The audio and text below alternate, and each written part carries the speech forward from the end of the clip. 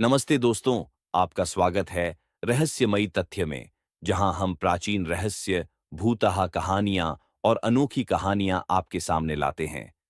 क्या आप भी उन कहानियों को जानने के लिए उत्सुक हैं, जो हमेशा से हमें डराते रह रहे हैं? हर एपिसोड में हम एक्सप्लोर करेंगे दुनिया के सबसे भयावह और रहस्यमय किस्से, जो आपको सोचने पर मजबूर कर देंगे। तो तैयार हो जाइए, क्योंकि आज हम एक नए रहस्य का पर्दाफाश करने वाले हैं। अगर आपको हमारा कंटेंट पसंद आया तो लाइक करें, सब्सक्राइब करें और बेल आइकन दबाना ना भूलें। चलिए शुरू करते हैं इस रहस्यमय सफर को। यह पिज्जा डिलीवरी की डरावनी कहानी एक सच्ची घटना पर आधारित है, जो एक पिज्जा डिलीवरी लड़के जॉन के साथ हुई। जॉन अपने कॉलेज के दिनों में एक छोटे से पिज्जा शॉप में पार्ट टाइम काम कर रहा था। एक रात करीब 1 बजे जॉन अपनी शिफ्ट खत्म करने के बाद घर जाने ही वाला था। तभी अचानक पिज्जा शॉप का फोन बजा। जॉन ने फोन उठाया और दूसरी तरफ एक हिचकिचाती हुई आवाज थी। पहले तो जॉन ने सोचा कि वह ऑर्डर ठुकरा दे, क्योंकि दुकान बंद करने का समय हो चुका था। लेकिन जब उस व्यक्ति ने 4 बड़े पिज्जा का ऑर्डर दिया, तो जॉन ने उसे स्वीकार कर लिया, क्योंकि बड़े ऑर्डर के साथ आमतौर पर अच्छी टिप मिलती थी और उसे पैसों की जरूरत थी। जॉन ने जल्दी से पिज्जा तैयार किए और डिलीवरी के लिए निकल पड़ा। पते की लोकेशन शहर के बाहरी इलाके में थी, जो बहुत दूर थी। रात का समय था और जिस रास्ते से जाना था वह सुनसान और अंधकारमय था। वह एक कच्ची सड़क थी, जिसके चारों ओर पेड़ और झाड़ियां थीं और वहां कोई स्ट्रीट लाइट भी नहीं थी। जैसे जैसे जॉन गाड़ी चलाता गया, रास्ता और भी डरावना होता गया। आखिरकार जॉन उस पते पर पहुंचा।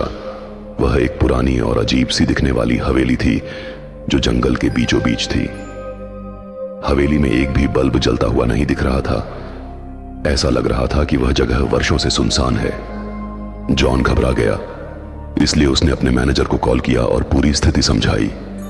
उसने अपने मैनेजर से बिना डिलीवरी किए वहां से निकलने की अनुमति मांगी, लेकिन मैनेजर ने फोन नहीं उठाया। जॉन के पास अब कोई विकल्प नहीं था। यदि वह बिना बताए वापस लौटता तो उसे डांट पड़ सकती थी और शायद सैलरी भी कट जाती।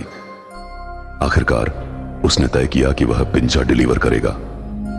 जैसे ही जॉन हवेली के पास पहुंचा, घर के अंदर एक हल्की लाइट जल गई। इससे उसे यकीन हुआ कि कोई अंदर है। उसने डोरबेल बजाई और कहा, पिज्जा डिलीवरी, लेकिन दरवाजा नहीं खुला।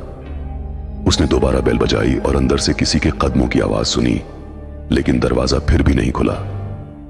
जॉन जाने ही वाला था कि अचानक दरवाजा अपने आप खुल गया। जॉन डरते डरते घर के अंदर गया।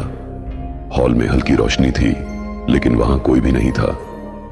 उसने आवाज लगाई, हेलो, है कोई? तुम्हारा पिज्जा आ गया है। तभी एक काली बिल्ली सोफे के नीचे से निकली और बेडरूम की तरफ भाग गई। जैसे ही बिल्ली कमरे में गई, कमरे की लाइट और टीवी अपने आप चालू हो गए और वहां से बच्चों के हंसने की आवाजें आने लगीं। जॉन को लगा कि कोई उसके साथ मजाक कर रहा है। गुस्से में वह कमरे के अंदर गया। वहां 2 छोटी लड़कियां थीं, जो बिस्तर पर बैठी थीं और जॉन को घूर रही थीं। जॉन ने गुस्से में शिकायत की कि उसने घंटों दरवाजे की बेल बजाई, लेकिन किसी ने दरवाजा नहीं खोला। वह उन पर चिल्ला रहा था, लेकिन लड़कियां बिना हिले डुले बस उसे घूरती रहीं। तभी अचानक उनकी आंखें सफेद हो गईं और वे जोर से हंसने लगीं। उन्होंने दरवाजे की तरफ इशारा किया। जब जॉन ने पीछे मुड़कर देखा तो वह दंग रह गया। उसके सामने एक डरावनी महिला की परछाई खड़ी थी। यह देखकर जॉन की जान गले में आ गई। किसी तरह वह अपनी बाइक की तरफ भागा और वहां से तुरंत निकल गया।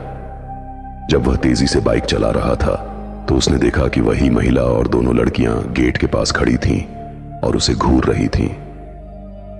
थोड़ी दूर जाने के बाद उसकी बाइक अचानक अजीब आवाजें करने लगी और रुक गई। जॉन घबरा गया। उसने बाइक की जांच की और पाया कि टायर पंक्चर हो चुका था। उसने तुरंत पुलिस को कॉल किया और मदद मांगी। बाइक के रियर व्यू मिरर में उसने देखा कि वही औरत और दोनों लड़कियां उसके पीछे खड़ी थीं और धीरे धीरे उसकी तरफ बढ़ रही थीं। डर के मारे जॉन ने बाइक वहीं छोड़ी और जंगल की ओर भागा। वह दौड़ता रहा और एक पेड़ के पीछे छिप गया। कुछ समय बाद उसने पुलिस की सायरन की आवाज सुनी। यह सुनकर उसने हिम्मत जुटाई और पुलिस तक पहुंचा। पुलिस को वह घर दिखाने पर उन्होंने जांच की, लेकिन वहां उन्हें सिर्फ एक जंगली बिल्ली मिली। अगले दिन जॉन को पता चला कि वह घर पिछले 3 साल से खाली था। 3 साल पहले उस घर में एक महिला और उसकी 2 बेटियां रहती थीं, लेकिन उनकी रहस्यमय परिस्थितियों में मौत हो गई थी। जॉन को यकीन था कि उसने उसी महिला और उसकी बेटियों के भूत को देखा था, लेकिन सबसे डरावनी बात यह थी कि पिंजा डिलीवरी के लिए फोन किसने किया था।